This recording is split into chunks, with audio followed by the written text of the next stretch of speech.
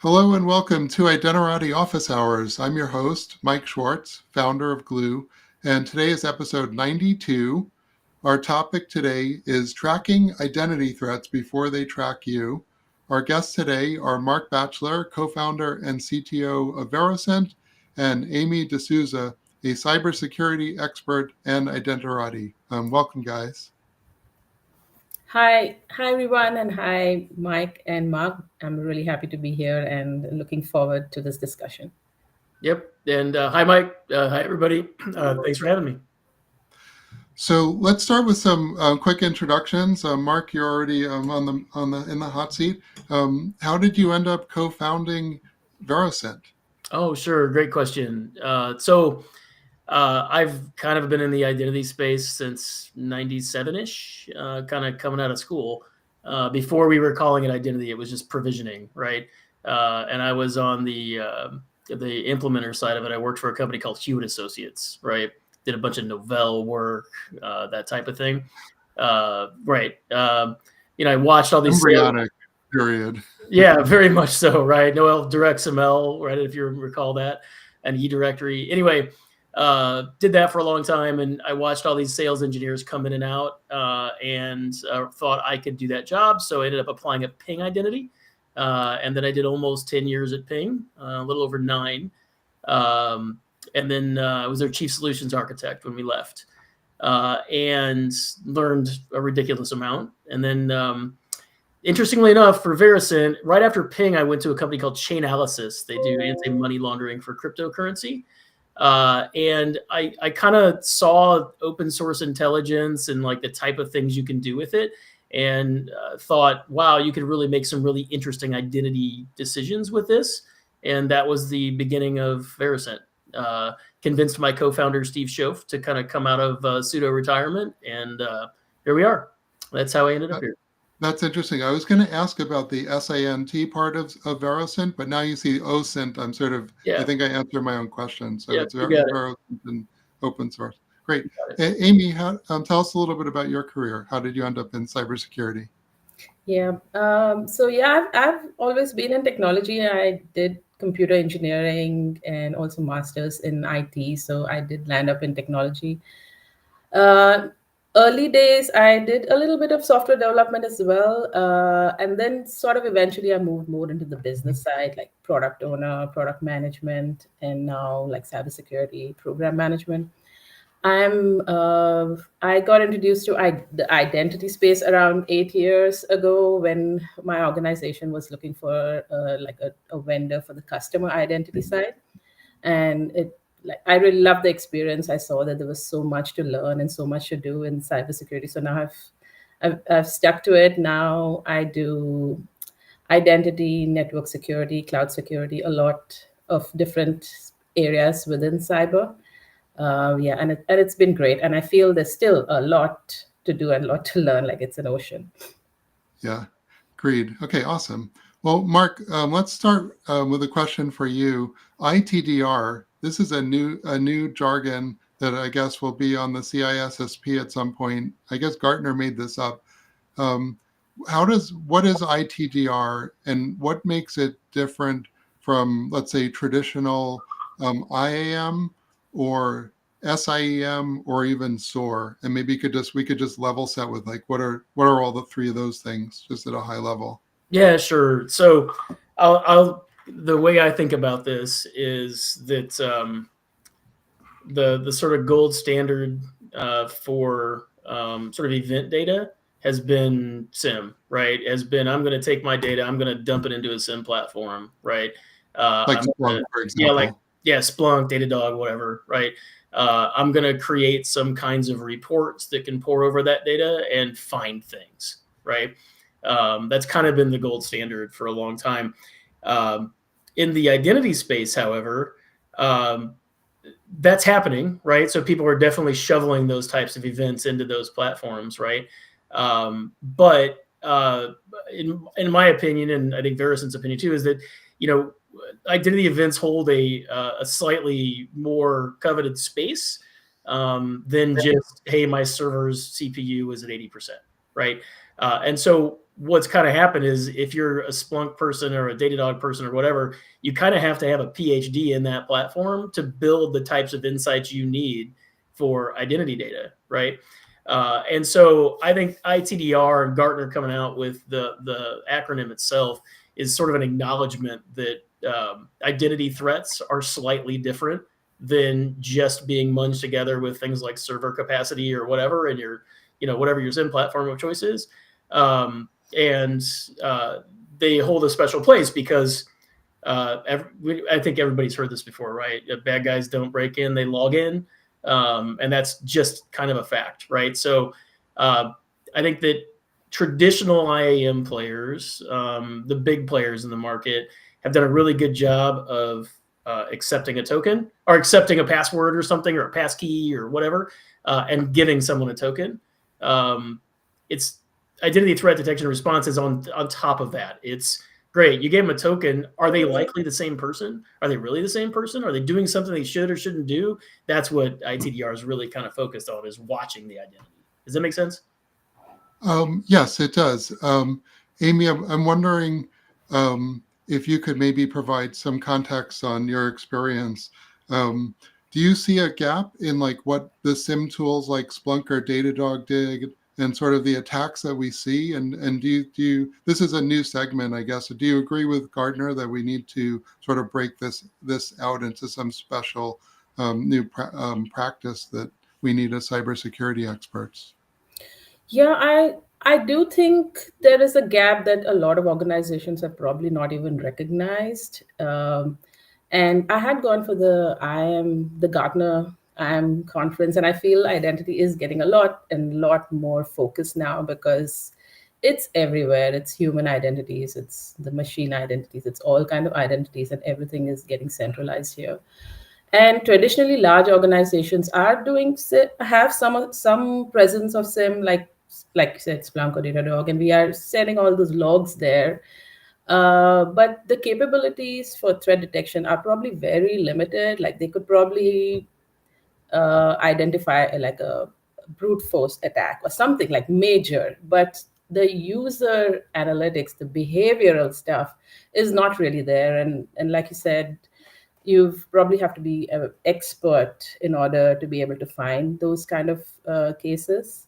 I do see a need. I feel the problem for me is like being in the program side and strategy side of cyber is trying to uh, s- trying to say what is the ROI, like what is the return I'm going to get if I am going to send it not only to a SIM but also to another to an ITDR solution, and who's going to maintain it, who's going to monitor it, and what are we really going to see out of that?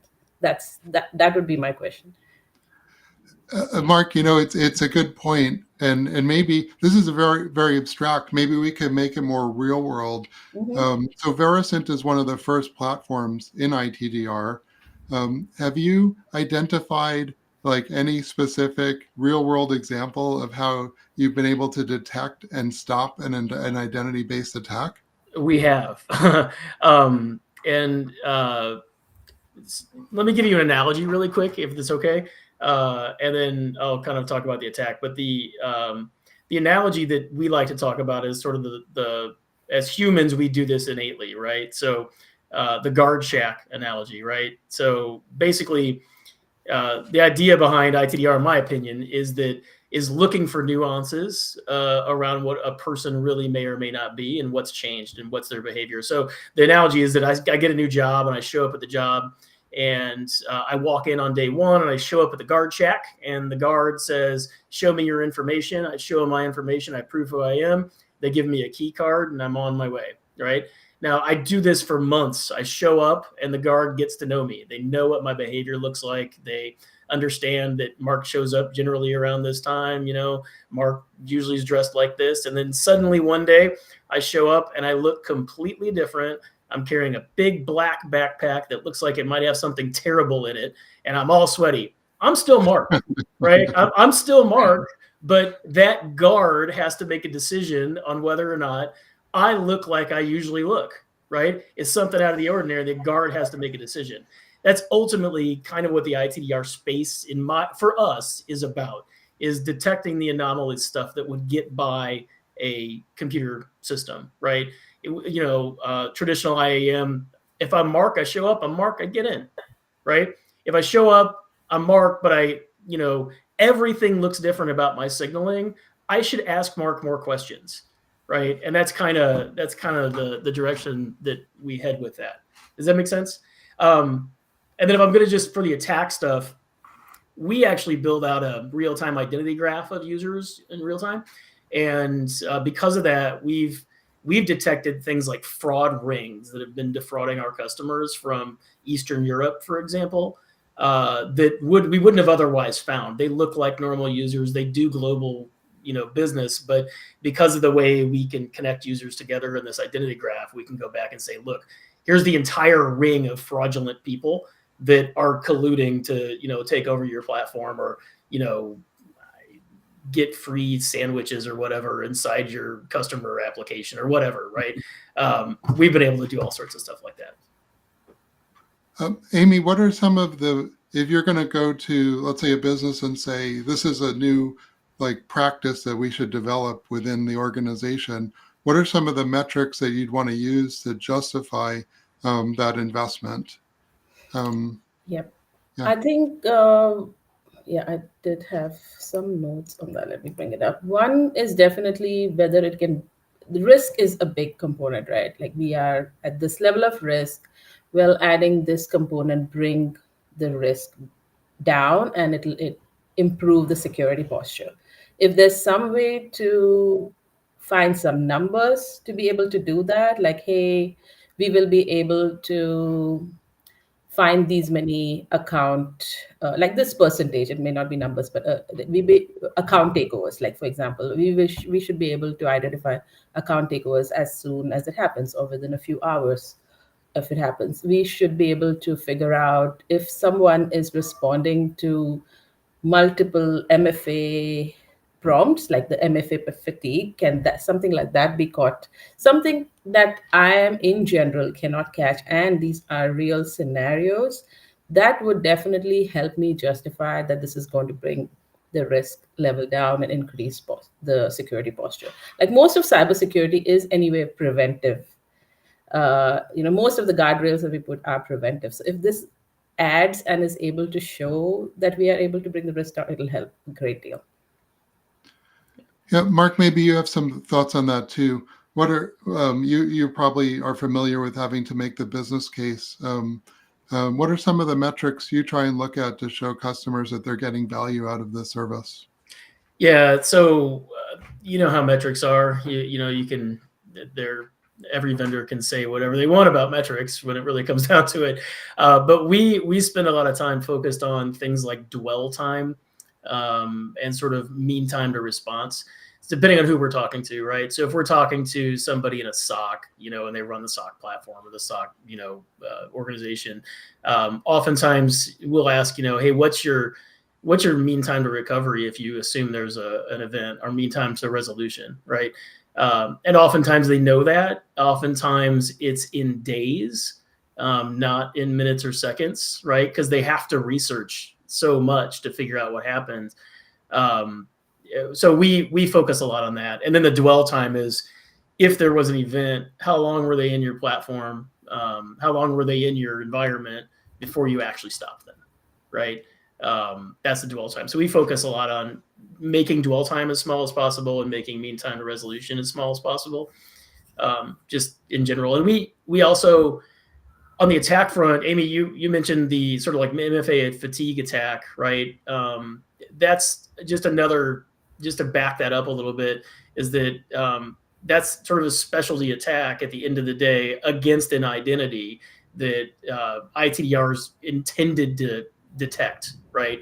Where it's ITDR platforms are looking at those types of events that are otherwise benign, right? And specifically looking for those types of things. So credential stuffing, brute force, MFA fatigue, MFA location mismatch, session sharing, stuff like that. What's interesting is that what's different I see about ITDR versus SIM or SOAR is that it uses more behavioral analysis um, than rather than just saying, here are the maybe some environmental circumstances we can respond to. It has more contextual awareness of like past behavior and trying to detect anomalies. Um, I'm wondering if this is probably, it's really the advent of AI and machine learning into this, applying this to the logs. We had the logs before, but we had trouble understanding the logs. Amy, do you see this as a trend of applying these type of behavioral machine learning techniques to cybersecurity? And I'm wondering if you see any parallels. I don't know the answer to this question, but you're more in the trenches than I am. Do you see any other industries trying to use this machine learning strategy to give us better information from the data, like the logs? Yeah, I think it'll be very useful because even after every organization has like a training program. We try to keep employees aware of all these attacks and what not to click on and what not to, and not where it shouldn't go. But still, most of the attacks happen because of user behavior. And if we are able to analyze, when a person is going to make a mistake or, prompt like an MFA or a account, shut down the account when you know something like that is going to happen, that will help a great deal, because these kind of things is really very difficult for an organization to figure out, like who could make the mistake. The training is usually very generic. Every employee gets the similar kind of training based on your technical knowledge. You might know a little bit more or a little bit less, but the behavioral stuff is really hard to predict.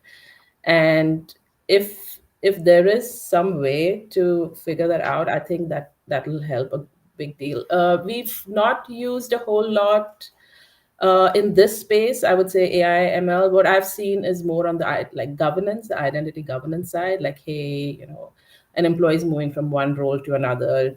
Do they have? Are we still maintaining least privilege, or we are terminating employees, making sure everything they are off everything, they don't have access to anything.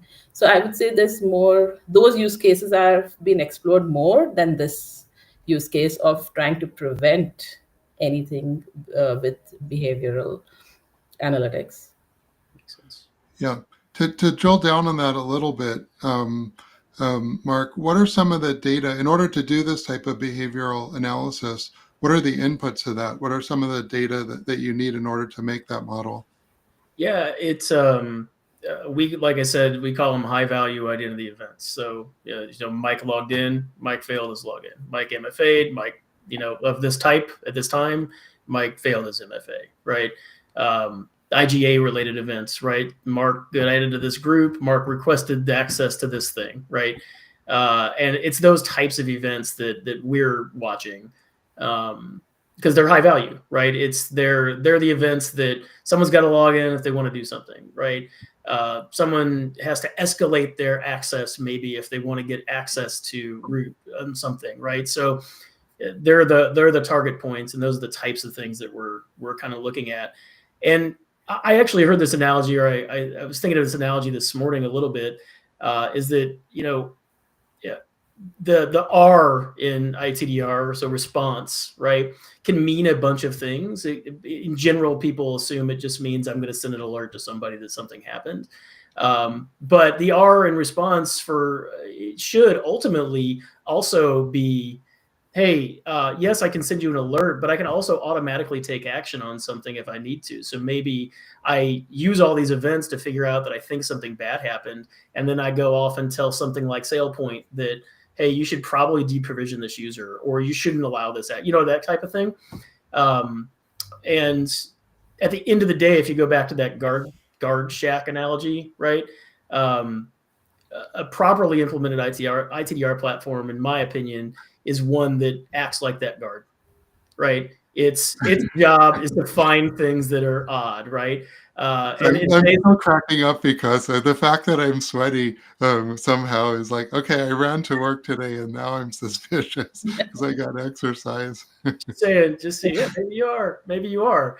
But that's what we're trying to get to is, and in today's modern world, you might call that an AI agent almost, right? That sits there and has been trained to look for certain things and take action if it doesn't think something's right. Yeah, I think the response area is really interesting. Amy, I'm just curious if Mhm. you had some thoughts about the challenges. Let's say we detect something that's anomalous, Mhm. but employees or even customers who are interacting with our digital systems, there's so many systems out there, and some of those systems are internally controlled, and some of those are third-party systems too. In the enterprise space, there's like 50,000 B2B SaaSes out there that they might be doing stuff on. What are some of the challenges that you see, even if you detect, with being able to act on that detection and respond to it? Yeah, I would be really very careful on how we respond because I would first try to understand what are there false positives as well. Like, hey, how has that been? Like, oh, this in any product in this space. What have you detected and how true it has been? I would first try to understand that Yeah, before shutting down access to anybody in the organization, because you don't want to give anybody a hard time, or you don't want to, unnecessarily point out at somebody that, hey, maybe you're doing something wrong. So I think this is sensitive, like you have to treat it like that. And I feel but again, it's needed. You need the balance, I guess, between the experience the employer or customer will have versus what you have found. Like, just going back to our example, if that person has just, is sweaty because he's, right. in from a hot day or from an exercise, are you going to question that person? And how would that person feel? Uh, but if that person is doing that, or the look is like anxious and scared or nervous, and maybe then you could feel that, and they're doing it, a couple of times in a row, then maybe yes, you probably need to stop and question, like, hey, is something wrong? Do you need any help? Yeah. Well, That look, bad spies, yeah. yeah, look, I think that the threshold of what you do with Yeah, those things is entirely sort of configurable, right? At the end of the yeah. day, right? It's what is it? See something, say something, do something, right? Hmm. Most people see something and they never say something, Yeah, right? And we need to be able to see these things, say something about these things, and then ultimately the what you do about that thing depends on what your stance is, right? right, Yeah. right. Yeah, the false positive is really an interesting point. I have a friend on LinkedIn who got the AI or on LinkedIn detected something weird and shut down her account on LinkedIn, and that's like a big deal. Like LinkedIn is really important for in the B2B space. Likewise, on payment platforms, like Wise or Payoneer, like we've been fighting a lot of AI ML, and their intentions are good. They're fighting money laundering, but the amount of havoc that they wreak on us, on both of those companies due to their AI ML stuff, is significant. Mark, maybe you can talk a little bit about false positives, because that is sort of built into the system with your behavioral analysis might be wrong sometimes. How do Yeah. you account for that? Yeah. So two ways. One, to Amy's point about, just I don't want to go shut down some exec all of a sudden because they happen to log in from a plane or something like that, right?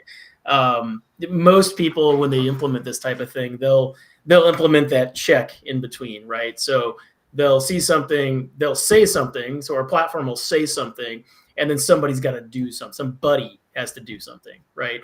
And it, basically, what that person is doing is this a false positive or not, right? They're looking at it, they're going to research it, they're going to go through, like our platform, for example, they go through our event logs or whatever, and they'll decide whether or not, yep, we should do something. In which case they check a button and maybe it goes off and suspends the account, or maybe they just check it as, yep, this was a false positive, move on.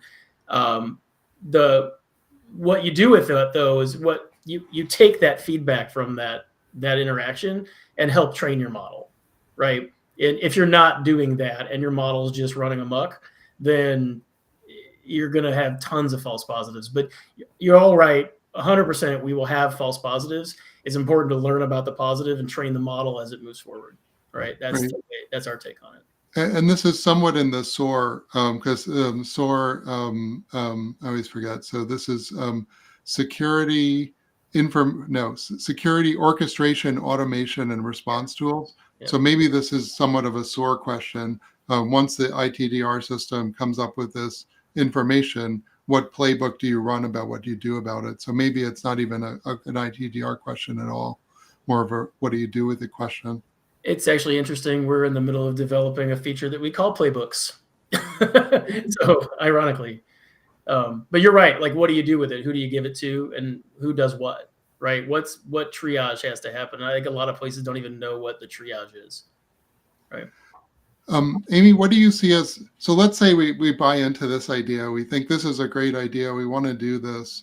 What do you see? And let's say we figure out some way to convince management that they should buy it. We figure out some metrics to prove to them that this is going to be worth it. This is still going to be hard to do. What do you see some of the biggest challenges with rolling out a system like ITDR at an enterprise? I think rolling it out is not the problem. It's how you use it. Like if you have, from what I understand, it is not that difficult to, you've got to plug it into all of your identity systems, your SIM tools, and you'll have a similar like alerting mechanism, which will show, how the analytics is going and whether we should be doing something about any of those alerts.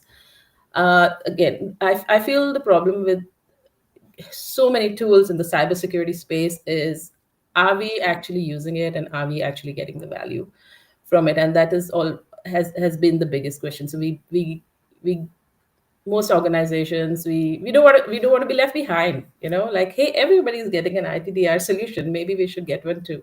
But making sure we're getting good value from it, and also, like you said, like making sure the model is constantly learning and is adapting towards how that organization works. What I would worry about is, do I have the expertise to be able to do that within the organization? And if I can get good value out of that. And the other thing is, I don't want 10 tools giving me the same alerts. So as far as possible, it should be, I understand from the identity side, we need something specific, but I would try to make sure that those alerting and reporting happens in such a way that all of this is provided in one place, because if there are 10 things to go and look at, nobody's going to look at any of those. That's what happens. Yeah, Mark, what are your thoughts about challenges that you've seen at customers? And also, I imagine there's a certain amount of customization from customer to customer. There's some commonality in platforms, but there's probably also some enterprise by definition means like unique like cases. So what's your experience been like there? For us, on the threat detection side and the sort of event collection side, that's, to your point, I mean, it's kind of standardized, right? Not a real standard, but you're going to go integrate with whatever identity provider you're going to integrate with, or however many you're going to integrate with, and they're all going to have similar event types, right? So that side of it's pretty easy. It's when you get to the actual response side, Amy, you're 100% right. When you get to the response side, it's, well, what do you want to do with that threat when it's detected? Do you want to keep it in our platform? Do you want to send it somewhere else? Do you already have a SOC platform? Do you already have a SOAR platform that you want to do this to? So as a vendor, it's important to not be a walled garden. It's important to say, look, I get it. We're generating and detecting threats, and we're doing it because we're getting these events, but not everybody's going to want to consume those threats the same way. So you got to build yourself into an open-ended system to do that, right? You got to be able to send those things to other places. And that's where, on the enterprise side, that's where things start to get more interesting, because enterprise software is very different than just a piece of SaaS software, right? Every enterprise has got something different, and you got to be able to support it. I want to ask a quick follow-up question. Mark, you were kind enough to show me a demo of Vericent the last time we chatted, and I saw a cool button in there that said, I think, disconnect or end session. Yep. Even something as simple as that is could be somewhat challenging. Can you talk a little bit just about that one feature and like Sure. how it came about and what were some of the challenges you see among customers actually using it? Yeah, sure. So the feature that Mike's talking about is for response. We've got the capability to integrate with a handful of identity providers out of the box, and be able to do things like revoke somebody's session or suspend their account, right? And really, it's just an API call to whatever that IDP is, right? Um, the challenges with that are simply that we got to build that for everything, and it's ever changing, right? It's the same problem a provisioning engine would have had 15 years ago. You got to make a bazillion adapters to a bazillion different things and constantly keep them updated. So we've just picked a handful of popular IDPs to stick with for now. With that said, though, we also have an open-ended way to call like a webhook. So if somebody wanted to develop their own webhook and we just send a payload to it, that thing could go off and go do whatever it needs to do to revoke those sessions. But the way people use that today, our intent someday is to ultimately be in a position to be able to be trusted enough to say, we'll automate this, right? But the fact is, you were 100% right when you said this earlier, Amy. The fact is that if I was an enterprise, I don't want to just say, go let Vericent turn off accounts, right? I want a human to look at it. And the reason we built the button was so they didn't have to leave it and go to something else to do the thing they thought they needed to do in the first place. Amy, I'm curious to hear your thoughts. If you had a disconnect button, what would that be even possible? Or, because the problem with a disconnect button in federated systems is you can disconnect it at the IDP, but it doesn't mean that all the applications that are relying on that IDP are going to get that notification. Do you see challenges, Amy, in sort of enterprise-wide communication and collaboration among applications to communicate this type of information?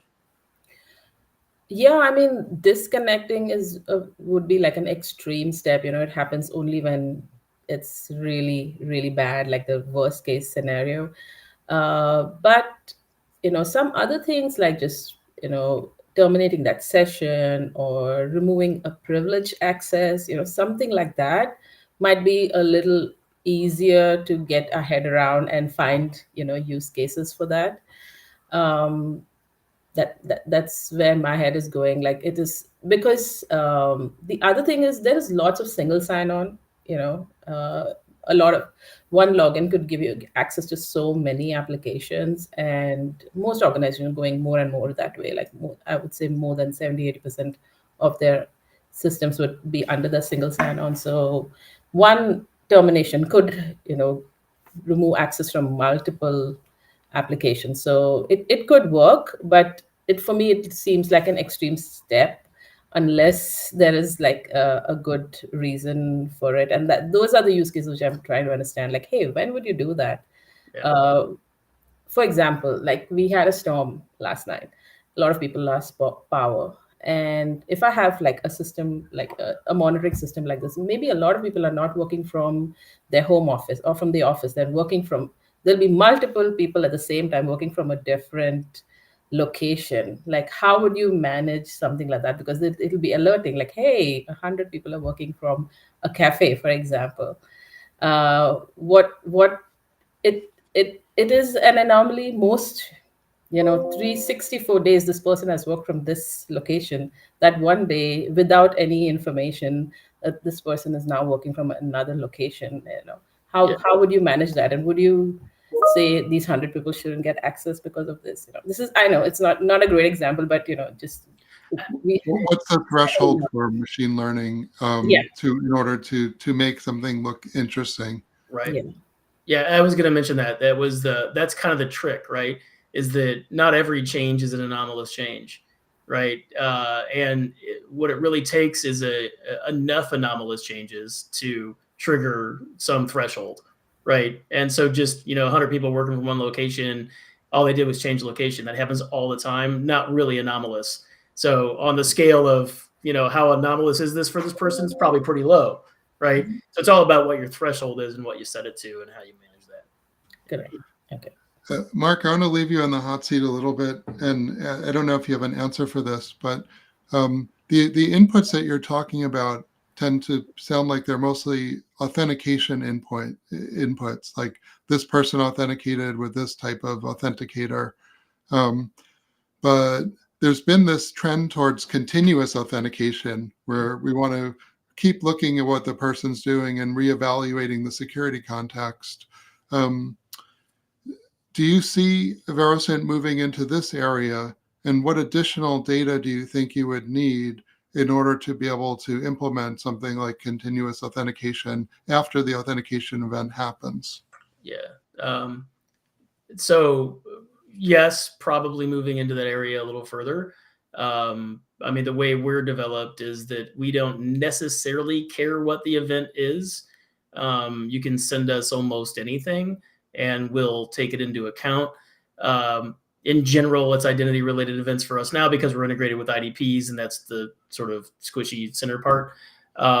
But continuous authentication, say for example, like in today's world, unless you're a proxy in the middle, right, and you're physically looking at everything that person's doing as it flows through, continuous authentication nowadays is I've given somebody a token, I've stored said token, and I keep refreshing that token, right?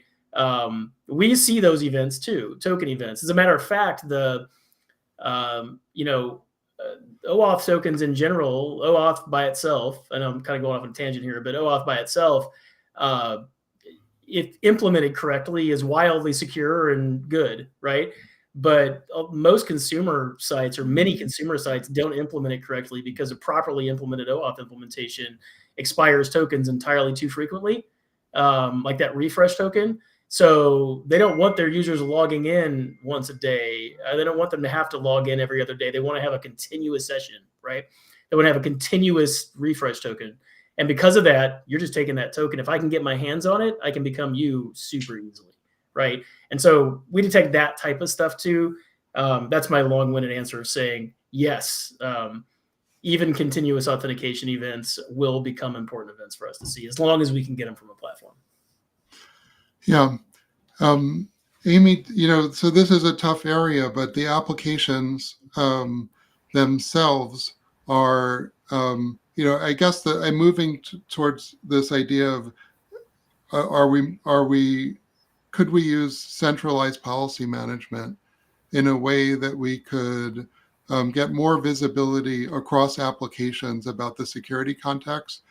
And I'm just curious if you're as someone in the trenches, if you're seeing more move to more granularity of information coming out of the applications to give you a bigger picture, or what would need to happen to convince developers and SaaS vendors that we need more information like this in order to do better continuous authentication. Mm-hmm. Yeah, from my experience, from what I've seen in the last couple of organizations I've worked, like most of the policies are centralized, and it does get applied to new applications, new features, new. The problem with organizations that have been around for a long time is all of the legacy stuff and trying to go back and fix it for each and every application that has been there for like 20 years, 25 years. So we are always, catching at tail, as in always behind on that because of that. But there is the intention, definitely, and continuous authentication is great user experience. Like you said, nobody wants to log in every day or every few hours. And I don't have an answer of how would you manage, because you're constantly refreshing that token. Like you said, if somebody gets their hands on it, like they have everything, and especially if they're single sign-on as well, that you have access to multiple applications, not just one. Yeah. And Mark, I'll do one last question before we go to last thoughts. Mm-hmm. Can you get out your crystal ball and look forward to, maybe 2 or 3 years? Where do you see the direction of this is a very new sort of practice and industry. Where do you see this going, and where do you see Vericent likely to invest in what areas in the future? Yeah, awesome question. So sorry for blurring out. My camera went crazy here. Just my fault. We don't worry about it. Yeah, It's good, fine. good. Just pointing it out, just making an elephant rip. Where are we heading in the future?